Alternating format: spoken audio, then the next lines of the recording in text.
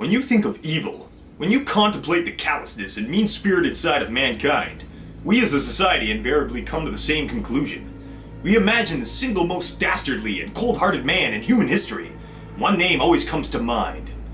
Neil deGrasse Tyson. Well, maybe you haven't heard yet, but Neil got himself in some social media hot water recently when he sent this tweet out in response to the Dayton and El Paso mass shootings. In the past 48 hours, the USA horrifically lost 34 people to mass shootings. On average, across any 48 hours, we also lose 500 to medical errors, 300 to the flu, 250 to suicide, 200 to car accidents, 40 to homicide via handgun. Often our emotions respond more to spectacle than to data. As far as I can tell, it's an innocuous and accurate statement. Yet people online are losing their shit on Tyson as if he shot those people himself. Apparently, people found it offensive and insensitive, claiming that he was diminishing the shootings and punching down at the victims' families. Mainly because people read shit into it that was never there, and they filled in the gaps with their own half-wit assumptions, which only further proved Neil's point about our emotional responses to spectacle rather than data. And wouldn't that assertion also diminish all the people who died of the flu? This meme has been passed around, and although it's fucking funny, it's not at all an apt comparison to what Tyson said, but that's how people are portraying it. Check out some of these tweets. This one goes out to all the STEM guys I grew up with who think the solution to the world's problems is to pick the supposedly smartest scientists, mathematicians, and economists and make them the oligarchs of the world. I'm not sure why this guy decided to pivot the conversation towards criticism of a technocratic government, but his point is dead wrong. Nothing Neil said was incorrect, and nothing about it denotes that he wouldn't be good at governance if that was in his purview. Although I agree that an oligarchy would be undesirable, I personally think it's a good idea to elect people who have some technical expertise in the position they're running for. Otherwise, you end up with dumb shit, like a climate change denier as head of the EPA. A good point, but I think it should also be considered that the emotional response has a value that should not go ignored. Shootings are horrific and have an impact on us disconnected from the individuals involved, unlike other causes of death, although all death is a tragedy. Yeah, I can agree that all death is a tragedy, but does the emotional response actually have value? I'll take a rational, well-thought-out response over an emotionally charged one any day. If shootings have more of an impact on us than other causes of death, that's a flaw in our own perception. How are y'all gonna be mad at Neil for being more rational about it? It gives the appearance of straight comparison of data to data, but it's not actually good data. Only a few tens of thousands of people do die of gun violence every year. Just a few tens of thousands. Lots of people die from lots of other things, of course. The difference is we're working really hard to reduce most of those numbers. Hundreds of thousands of people are working really hard to make sure that you don't die in a car fatality, die by suicide, or die of a medical mistake, even if that mistake is your own. What we're not spending billions to reduce is gun violence. He didn't say anything about how the money was being spent. Don't take it out on poor Neil just because you're upset the Trump administration isn't taking it seriously. Neil literally has nothing to do with that.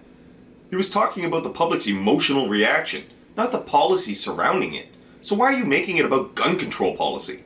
Why are you pivoting to dollars spent rather than the public outrage or the media coverage? You know, the shit that could actually be inferred from Neil's tweet. The problem with this tweet is that it isn't a good point. It's whataboutism. It's dismissing the problem. Humanity can focus on more than one problem at a time, and at least for me, people intentionally killing others for their ethnicity or religion is a far worse offense. No, but you're wrong. Actually, it's a very good point. We have a much more visceral reaction to shootings, yet they are less prevalent and no more tragic. If you think a shooting is more tragic than a suicide, you might be an idiot that lets the news media pick and choose what tragedies are important to you. The fact that a shooting is more scary to you than a car crash doesn't make it worse. The fact that it's an intentional crime with a perpetrator doesn't make it worse either. These are just more flaws in your perception. Fear and outrage tend to cloud one's ability to think clearly. And how does this kid think that anything Neil said was dismissive? He mentioned that 34 people died and that it was horrific. Did he just gloss over that part? I must have missed the tweet where Neil said, "Fuck the victims, they ain't shit." And as far as I can tell, at no point did Neil imply anything that would lead me to believe he thinks that the causes of death he listed were any more important or tragic. They're just more common. He's pointing out a valid curiosity, that we as a people are obsessed with terrorism as a cause of death despite it being a rare and unlikely way to die. Meanwhile, we have an epidemic of heart disease and it's hardly fucking mentioned. And the kid contradicts himself when he says humanity can focus on more than one problem at a time, Because that's exactly what Neil was saying. Did this kid interpret Neil's tweet to mean that we should stop focusing on shootings and only focus on car crashes? Because that's obviously not what he was advocating.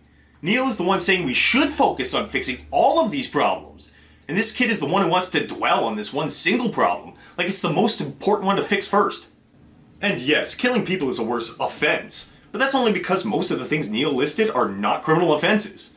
So by default, killing is the worst offense, but it's not the worst thing on the list. If my father died because of a botched routine surgery, how is that any less tragic to me and my family than if he was shot? They are both preventable causes of death with perpetrators who are at fault. If anything, knowing my loved one died in a shooting might be easier to accept than knowing that they died because some doctor just didn't feel like committing to his due diligence that day. In the instance of shootings, we tend to factor in the intentionality as part of the severity. When it comes to punishment, that makes sense. Like if you accidentally step on my shoe, I'll be more inclined to forgive you than if you did it with malicious intent. But either way, the end result is a scuffed shoe. The intention didn't add to the tragedy, it just offends us. And the only reason that it's more upsetting is because of ego. You wouldn't react the same way if your loved one died in a tornado, because there's nobody to blame. There is no mind with intentions behind the action. But since free will is an illusion, and we're all robots programmed by our biology and environment, being killed by a person isn't any different than being crushed by a stampede of elephants. The difference only exists in our mind. Neil didn't make any comparisons or equivocations. He's just pointing out how messed up it is that 34 people get shot, and it's the news on everyone's lips. Yet 250 people could be so sad that they take their own fucking life every day, and that's not worth talking about? Because apparently being shot is the most important way a person can die. Oh, you died of the flu? Who cares? Come back when you kick a few bullets, you pansy. At least one person on there had some common sense. Then this dude shows up and says, "Yup, makes sense why you'd agree," in the most ill-conceived ad hom you could possibly muster.